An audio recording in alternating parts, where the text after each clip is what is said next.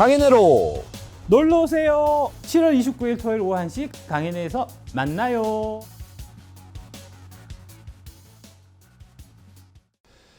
네, 반갑습니다. AP투자연구소입니다.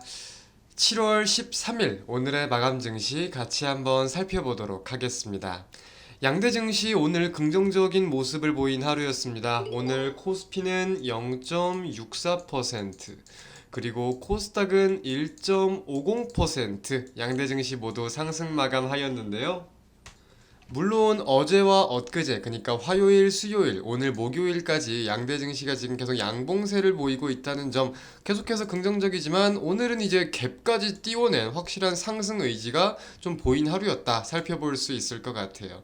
근데 이제 코스피 같은 경우는 장 초반에 이 상승했던 내용들을 어느 정도 반납하고 마감이 되어가지고 약간 아쉬운 부분이 있기는 한데, 오늘 좀 상승의 주요 동력이라고 하면 어떤 내용이 있을까요?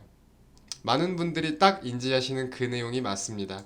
미국의 CPI, 소비자 물가지수가 발표되었는데, 시장 전망, 기존적인 전망 자체도 꽤나 둔화될 것이다 이렇게 전망을 했다고 하면은 그것보다 더욱더 둔화된 모습을 보였어요. 그래서 이제 소비자 물가지수, 시장에서 전망하기로는 원래 3.2를 전망했었고, 근원 CPI는 5.0을 전망했었는데 어떻게 나왔냐? 실질적으로 소비자 물가지수는 전년 동기 대비 3.0%, 그리고 근원 소비자 물가는 4.8%, 이런 식으로 시장 전망 대비해서도 더욱더 둔화된 모습이 나왔기에 시장이 크게 환호하였다 살펴볼 수 있겠습니다. 자, 그렇다면 우리가 CPI 어떤 내용이 하락을 견인하였나 또 한번 살펴봐야 될 텐데, 지금 CPI를 품목별로 이렇게 자세히 좀 들여다볼 필요가 있을 것 같아요. 이제 전년 동기 대비 3.0%, 그리고 코어 CPI, 즉 에너지와 식료품, 음식 관련된 게 제외된 코어 CPI는 4.8%라고 이렇게 나와 있는데, 자, 전년 동기 대비를 보면은 이쪽 부분의 낙폭이 굉장히 가파르게 확인이 됩니다. 어떤 부분이냐? 바로 에너지, 가솔린, 등유 등 에너지와 관련된 부분들의 낙폭이 꽤나 크게 눈에 띄는 모습이었어요. 반대로 이제 상승이 좀 크게 확인이 된 부분은 자동차, 신차와 관련된 내용들이 상승을 좀 많이 했다 라고 살펴볼 수 있겠는데, 지금 이제 현대기아차도 마찬가지고 테슬라도 그렇고 각종 자동차 기업들의 2분기 판매량이 굉장히 긍정적이다, 이러한 기사들 한 번씩은 확인을 하셨을 것 같아요. 근데 이제 관련돼 가지고 신차 값도 좀 상승세를 보였다. 반대로 중고차 같은 경우는 전년 동기 대비 5.2% 하락하는 모습을 보였네요.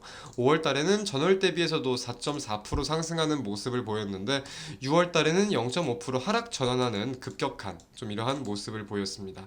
그리고 또 우리가 주목할 수 있는 부분이 이 주거와 관련된 부분이에요.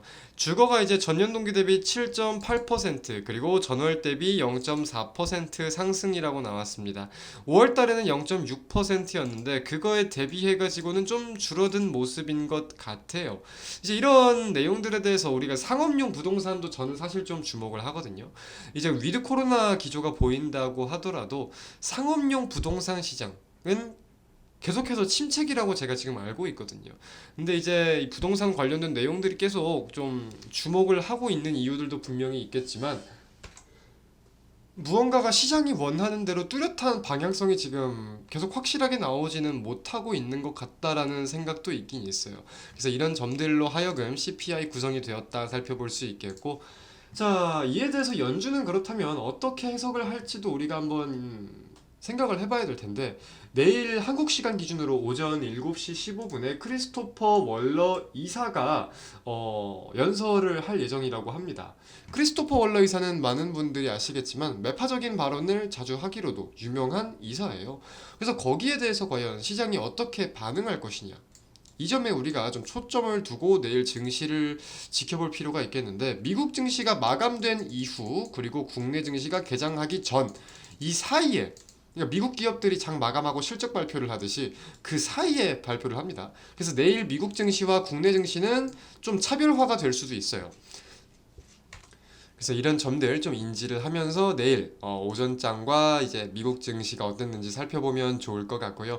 또 내일 아침 점심에 제가 미국 증시가 어땠는지 지금 국내 증시가 어떤지 이제 뭐 8시 12시 경에 안내를 드리고 있으니까 그런 영상들도 좀 참고를 해주시면 좋을 것 같습니다.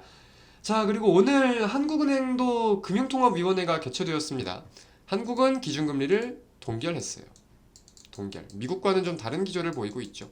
그러면서도 근데 한국은행에서도 이제 사실 금리 인하를 쉽사리 결정할 수 있는 입장은 아니잖아요. 미국과의 금리 차가 지금도 이렇게 벌어져 있는데 이거를 우리가 자처하고 벌리기는 쉽지 않다 보니까 금리 인하에 대한 언급을 하기보다는 좀 발언적으로는 매파적인 발언을 이어갔습니다. 이런 고금리 기조를 유지하면서 물가를 낮추는 거에 첫 번째 초점을 두겠다라고 말을 했는데 금리를 추가적으로 인상을 시키진 않겠지만 사실 한국도 미국에 비해서 낮아서 그렇지 고금리라는 건 우리가 인지를 해야 되거든요. 그래서 이런 상황을 유지를 시키면서 꾸준히 물가 하락을 지켜보겠다. 이러한 뉘앙스로 말을 했기 때문에 금리와 관련되어서는 이런 내용들이 있었다라고 살펴보면 될 것 같습니다. 오늘 마감 증시는 여기서 마치도록 하겠습니다. 감사합니다.